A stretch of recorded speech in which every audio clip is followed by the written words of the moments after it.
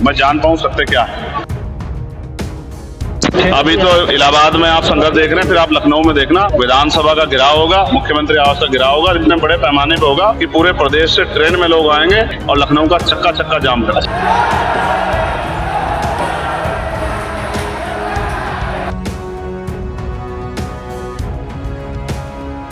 UP के प्रयागराज में जमकर बवाल हुआ है, जहां पर उपद्रवियों की भीड़ ने कई घंटों तक प्रयागराज की सड़कों पर खुला तांडव किया।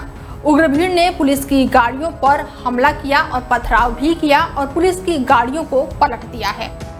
उपद्रवियों ने पुलिस टीम पर पथराव भी किया, रोडवेज की बसों में तोड़फोड़ की और कई बाइकों को भी फूंक दिया है। ये पूरा बवाल प्रयागराज में भीम आर्मी के चीफ और चंद्रशेखर आजाद के समर्थकों ने किया है। चंद्रशेखर आजाद कौशाम्बी जाने वाले थे, लेकिन पुलिस ने उन्हें प्रयागराज में ही रोक दिया और इसके बाद से भीम आर्मी के कार्यकर्ता भड़क गए और जमकर उपद्रव मचाया। घटना के बाद से पूरे इलाके में दहशत का माहौल है।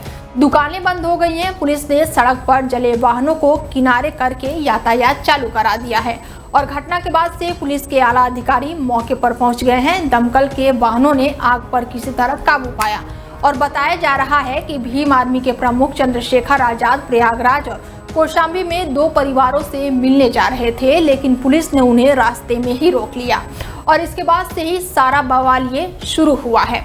चंद्रशेखर जिस समय प्रयागराज एयरपोर्ट फ्लाइट से पहुंचे, उसी समय पुलिस पूरी तरह से चौकन्ना थी।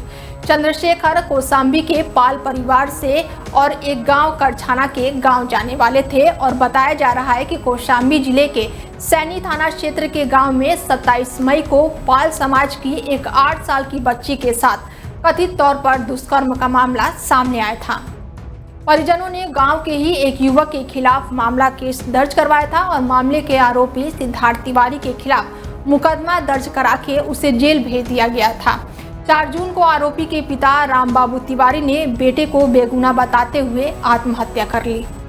मामले की जांच प्रतापगढ़ एसआईटी कर रही है। चंद्रशेखर आजाद इसी पाल समाज के परिवार से मिलने कौशाम्बी जा रहे थे और इस दौरान चंद्रशेखर आजाद ने क्या कुछ कहा, सुनिए जरा आप भी। प्रयागराज के बराबर में कौशाम्बी जिले में पाल समाज की बच्ची के साथ जो अन्याय हुआ और उसमें जो पुलिसिया कार्रवाई, उस पर बहुत सारे सवाल खड़े हो रहे हैं। एक पक्ष कह रहा है कि हम पीड़ित हैं, दूसरा पक्ष कह रहा है कि हम पीड़ित हैं। ब्राह्मण समाज के लोग कह रहे हैं हम पीड़ित। अब ये पता जाके लगेगा मौके पे कि कौन पीड़ित है। इसलिए मैं उन परिवार से मिलने के लिए पाल समाज के आया था, लेकिन पुलिस ने मुझे यहाँ रोक लिया और मुझसे कहा कि अभी लॉ एंड ऑर्डर की सिचुएशन अच्छी नहीं है, आप कुछ देर इंतजार कर लें, उसके बाद हम आपको जाने की इजाजत दे देंगे। मैं यहाँ इंतजार कर रहा हूँ पिछले 2.5 घंटे से, लगभग अब 2.5 घंटे होने को आए। मैं यहाँ इंतजार कर रहा हूँ कि मुझे वहां जाने की इजाजत मिले और मैं उस परिवारों की आवाज को उठा पाऊँ, मैं जान पाऊँ सत्य क्या है। इसी तरह करछना में जो अन्याय हुआ कि एक शेड्यूल कास्ट के व्यक्ति को जला के मार दिया, उस परिवार को न्याय मिले, उस परिवार के साथ जो डर भय का माहौल खत्म हो, उसके लिए मैं यहाँ हूँ। लेकिन अभी तक पुलिस ने कोई ठोस जवाब दिया। मैं कुछ देर और इंतजार करूंगा। अगर पुलिस ने जो वादा किया है कि हम आपको जाने देंगे या परिवार से मिलाएंगे, अगर पुलिस पे खरी उतरती तो फिर मैं कूच करूंगा, कौशाम्बी भी जाऊंगा और करछना थाने वाले परिवार से जाकर उनसे मिलूंगा, उनकी न्याय की लड़ाई को मजबूत करूंगा। आप धरने पे भी बैठे हैं, क्या कारण है? मैं इसीलिए बैठा हूं कि क्या उत्तर प्रदेश में कानून व्यवस्था इतनी कमजोर हो गई है कि एक सांसद अपने परिवार से नहीं मिल सकता है। तो जो है, क्या कानून का हनन नहीं कर रही, संवैधानिक जो अधिकार है उनका हनन नहीं कर रही? इसका जवाब भी देना चाहिए। और मैं मीडिया से कहूंगा कि पुलिस से पूछे कि वो मुझे क्यों रोक के बैठे। धन्यवाद। तो फिर अभी तो इलाहाबाद में आप संघर्ष देख रहे हैं, फिर आप लखनऊ में देखना विधानसभा का गिराव होगा, मुख्यमंत्री आवास का गिराव होगा, इतने बड़े पैमाने पे होगा कि पूरे प्रदेश से ट्रेन में लोग आएंगे और लखनऊ का चक्का चक्का जाम कर। तो वहीं पुलिस के मुताबिक इस मामले में 8 नामजद आरोपियों में 8 को गिरफ्तार किया गया है। बवाल शांत होने के बाद से अफसरों ने आसपास के गांव में समन चेकिंग अभियान भी शुरू किया है और सभी संवेदनशील इलाकों में पुलिस और पीएससी तैनात है और अब तक 2 दर्जन से लोगों को हिरासत में लिया गया है और मौके से 3 दर्जन से अधिक लावारिस बाइकें भी मिली है, जिन्हें पुलिस थाने ले गई है। इससे भी पुलिस को आरोपियों तक पहुंचने में मदद मिलेगी। फिलहाल इलाके में शांति है और इस दौरान पुलिस ने क्या कुछ कहा है, सुनिए जरा आप भी। सर, यहाँ पर जो है बवाल हुआ है और पुलिस की तरफ से क्या कुछ कार्रवाई की जा रही है और अभी तक आकलन जो है नुकसान का कितना लगाया गया? देखिए, शाम के करीब जो है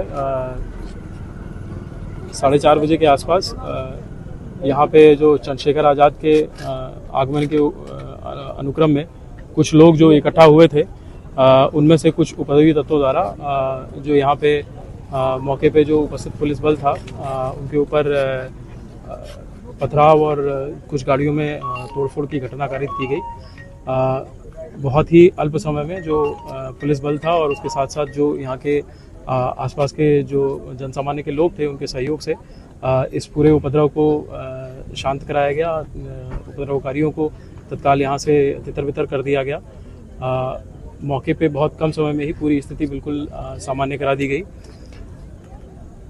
जो भी उपद्रवी हैं, फोटोज़, वीडियोज़, सीसीटीवी इत्यादि के माध्यम से इन सभी की पहचान करा करके बहुत ही कठोर धाराओं में मुकदमा पंजीकृत कराया जा रहा है। कई सारे लोग इसमें अभी तक पकड़े भी जा चुके हैं और इसके साथ साथ इन सभी के विरुद्ध में गैंगस्टर एक्ट के अंतर्गत कार्रवाई की जाएगी, NSA के अंतर्गत कार्रवाई की जाएगी और जो भी सरकारी संपत्ति की क्षति हुई है वो भी इनसे वसूलने का कार्य किया जाएगा। सर मौके पे भी स्थिति जो है कंट्रोल है, सारी चीज़ें?